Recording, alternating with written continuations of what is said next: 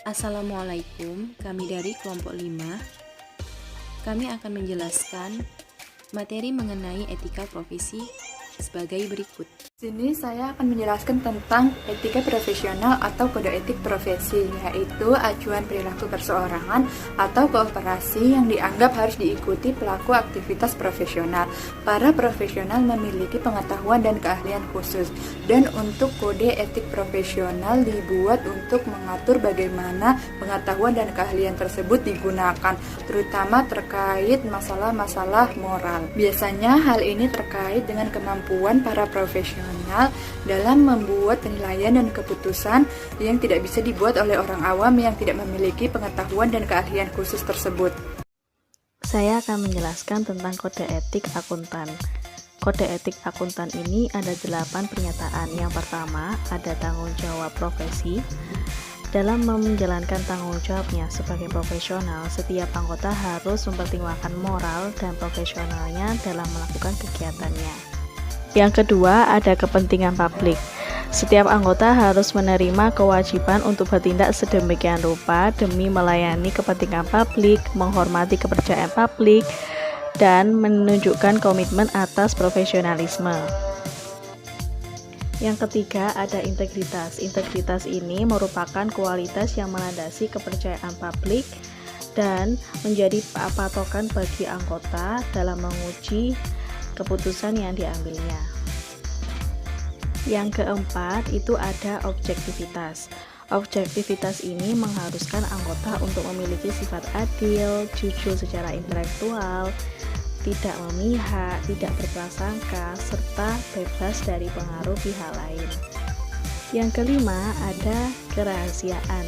Seorang akuntan harus menjaga kerahasiaan informasi yang didapatkan sebagai hasil profesional dan bisnis, serta tidak boleh mengungkapkan informasi yang didapatkannya kepada pihak yang ketiga tanpa izin yang benar.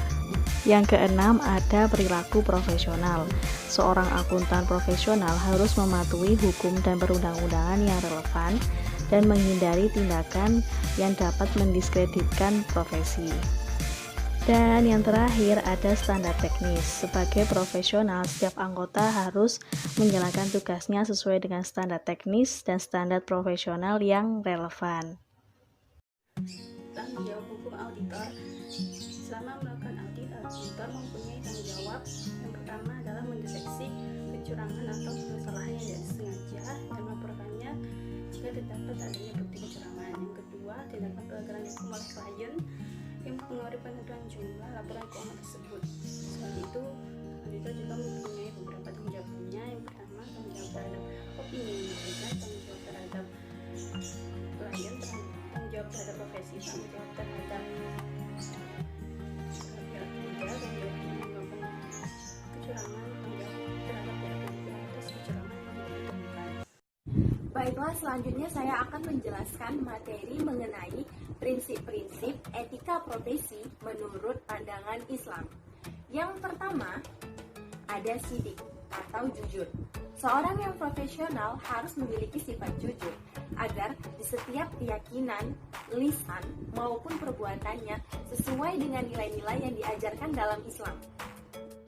Yang kedua, istiqomah. Sebagai yang telah diajarkan dalam etika profesi, Islam pun mengajarkan kita untuk konsisten di setiap pekerjaannya. Namun, Islam lebih menjabarkan pada bahwa di setiap pekerjaan kita harus berperilaku baik dan konsisten secara terus-menerus sesuai nilai-nilai yang diajarkan dalam Islam. Yang ketiga, patronat.